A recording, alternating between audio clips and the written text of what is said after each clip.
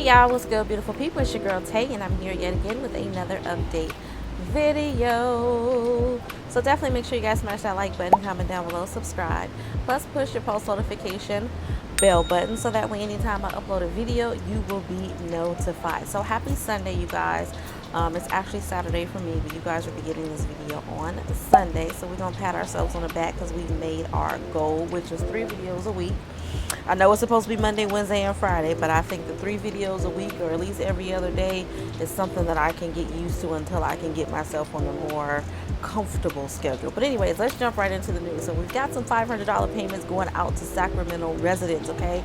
And I'm going to tell you a little bit more about it. So families in the city of Sacramento can now apply to be one of 80 households chosen for the second edition of the local guaranteed basic income program. Chosen participants will receive monthly payments of $500, no strings attached, for 12 months starting in July of this year. And then we've got some jargon here that of course I'm going to read for you guys. We know that things are really expensive right now, said Dante Early, president of the CEO of the United Way California Capital Region, which is administering the program. The idea that we're going to be able to help families who really need it right now, that's really exciting. Guaranteed Income's no strings attached model presents an alternative to traditional social safety net programs, which typically place strict limits on how recipients can use the money, okay? Policymakers are increasingly showing greater openness to direct cash assistance programs in the wake of the pandemic's economic turmoil, okay? Let's get on to the deadline and all of the essential details of this particular program. Applications opened some time ago. And it says this program is going to be funded through a combination of federal C-19 relief dollars and United Way's private donors. The deadline to apply is the end of April the 14th. And applicants must live in the city of Sacramento and meet income requirements determined by household size. A single adult must.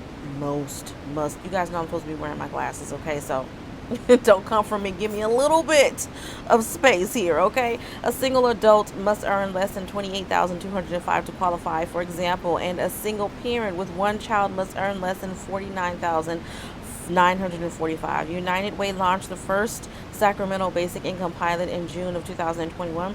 As a part of that trial, the nonprofit has given 100 low-income residents in the county $300 a month and will continue to do so through June of this year. Unlike the initial trial run, the second iteration of the program will last only 12 months rather than 24, but the monthly payments will rise to $500 from the $300 based on the feedback from the first cohort.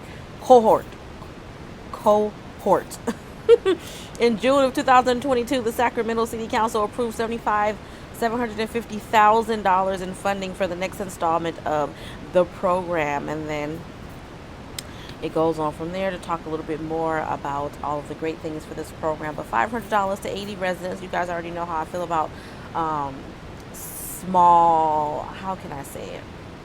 I don't want to say short term because they're giving it to you for the course of a year. So I think that's enough for some people to it's a good amount of cushion for a great amount of time. But the 80 people, I think they should be doing more. You guys know how I feel about that. If you're going to do something, I think you should be doing it on a large scale. However, I always like to say something is better than nothing. So I am appreciative that they are doing something for the 80 lucky residents that are going to be receiving that assistance, okay? Moving on from that.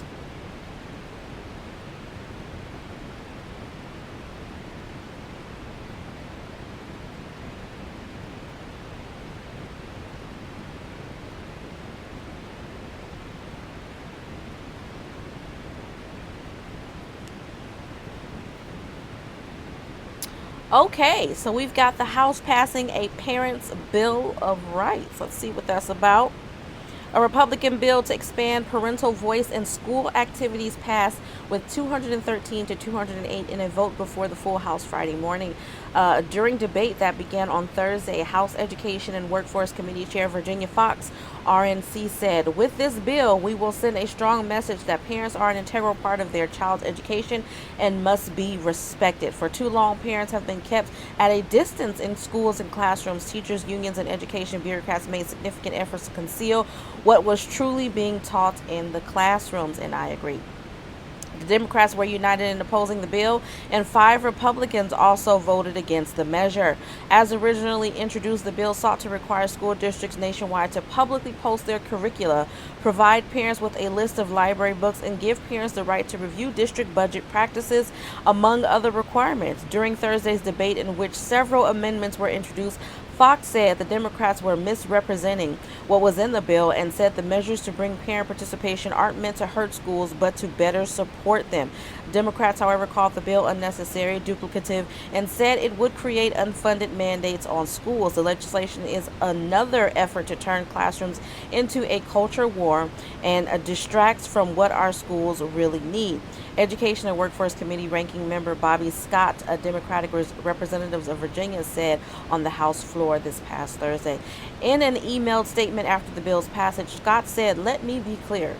House Democrats believe parental engagement is central to student success. Unfortunately, the Politics Over Parents Act does not take meaningful steps to increase or support parental engagement." Randy Weingarten, president of the American Federation of Teachers, said in a statement following the bill's passage, H.R. 5 has very little to do with actually helping students or parents. Instead, it would require schools to divert their limited resources from teaching, censor education, ban books, and harm children who are just trying to be themselves and live their lives in peace. Now, I don't know exactly where he was going with that statement because, to be perfectly honest, I do believe that it should be a parent's right to be more involved in what's going on in his or her in their children's education. Okay, let's just say it like that. At the end of the day, our children spend the majority of the time, for those who are in school, they spend a pretty significant amount of time in schools. They're there from 8 to 3, sometimes even longer to that, depending on if you have them in an after school program of some sort. Then they're there from 8 to 6. They're there basically the time that you are working a full-time job. And a lot of the times, in my experience as a parent, I do wish that there was more information that I knew about the curriculum. What are you teaching? You know, how is this going to help my child in the long run? Are you just teaching them a lot of topics that don't really mean anything? And, I think that us as African Americans have definitely raised some questions as it pertains to history and the things that have been taught as it pertains to that. Certain things being left out, or certain things being sugar-coated, or not telling it the way that it truly is. I think we can all agree that there definitely needs to be some work done in that area, but I still agree that we do need to be an integral part of our children's education. I do think that we do need to have a voice as it pertains to what you're teaching them. What are the books on the curriculum this year? Yes, I need to know all of that. I would like to know even more than that. What are you guys feeding them? Because let's be real, a lot of schools have sent out a lot of new information. At least, again, in my experience. You guys let me know, comment down below, let me know if you've experienced anything different with your children. But I know, I can't say exactly when it is. I can't exactly pinpoint the direct moment, but I know not too long ago that there was some information that went out. I want to say just before the pandemic, there was some information that went out regarding trying to feed children more healthy meals or whatever. And I still think that they're struggling in that area. They're always talking about obesity and things of that nature, but when it comes to healthy food choices, they're not doing the greatest at providing healthy food choices at school, as well as alternatives for children who can't eat everything that every normal child can. And I say that again from experience. I have a child that cannot have dairy, or cannot have as much dairy as a normal child. So I have to get documentation constantly signed from her doctor to say, hey, can you have an alternative like almond milk or coconut milk or soy milk available, because she can't have dairy. Things of that that I wish would be just a part of the norm, not something that is just put aside like something that is specific to your child. But let's make this an option for everybody. If I don't like the food options that you have available, let's try something else. Let's do a vote. Let's open up the opportunity for parents to provide lunches for their children, because I haven't really seen a lot of that as of lately, and so on and so forth. But y'all let me know down below what you think about that in terms of the education, because I know I did just go a little bit off of the topic, but in terms of education, just as a whole, with everything, physical education and all things, I think that we definitely need to have more of a voice, more of a say so in what goes on in our children's school. Moving on from that, y'all, one moment. Something that I found to be interesting, not anything that's really going to spark or lift any eyebrows, okay, but something that I definitely thought was going to be interesting. A proposed California bill could ban the sale of Skittles, hot tamales candy, double bubble twist gum, and other food items containing dangerous and toxic chemicals. Now, see, I didn't know that, and I like me some Skittles myself. Introduced by the Assemblyman Jesse Gabriel, a Democratic representative, I believe, of Woodland Hills, AB 418 proposes that California stop manufacturing, selling, or distributing foods that contain red dye number 3, titanium dioxide, potassium bromate, brominated vegetable oil, or propylparaben. Okay, these are all chemicals that are obviously found in this candy. These chemicals can cause significant health problems like increased risk of cancer, damage to the immune system, and behavioral issues in children. Gabriel's office released this just recently. While many Californians won't recognize these chemicals by name, they can be found in popular foods and drink items. For example, according to the experts, titanium dioxide can be found in cupcakes, trail mix, and ice cream. Okay. Propylparaben can be found in caramel chocolate. Californians shouldn't have to worry that the food they buy in their neighborhood grocery store might be full of dangerous additives or toxic chemicals. This bill will correct for a concerning lack of federal oversight and help protect our kids, public health, and the safety of our food supply. Many of the chemicals that would be banned have never been independently reviewed by the FDA or reevaluated in decades, according to Gabriel. Instead, these chemicals have entered the nation's food supply through a loophole in a federal law known as GRAS, or GRAS, generally recognized as safe. That's what that means. That was intended to apply to common household ingredients like vinegar, okay? As a result of this loophole, chemical companies have added new substances to the food supply with almost no meaningful federal oversight. The bill still needs to pass the state legislature and be signed by Governor Gavin Newsom before it's signed into law. California would be the first state to have such a law if the bill does advance. Now, y'all let me know what you think about that. Truly, honestly. Like I said, at first I started off by saying this isn't anything that's going to raise any eyebrows, but now that I've actually read the article, it's definitely raising some eyebrows, at least for me. Now, I have definitely been on this, I want to say, what's the word I'm trying to say, y'all? I lost my train of thought, but I have definitely been more conscious of the things that I eat, the things that I feed my children, okay? And the reason for that is this right here. As a child, I remember my father and his paranoia. Let me tell y'all a little short story time. Not anything deep, but just a little short story time. So when I was younger, you know, trick-or-treating, which is still a thing now, but I feel like back in the days, and I may be dating myself by saying that, but you know, the girls approaching 40. Back in the days, trick-or-treating was a real thing. Again, not to say that it's not anymore, but people are definitely not doing it anymore because people are out there stealing kids, stealing people, you know what I mean, kidnapping women and children and all kinds of things.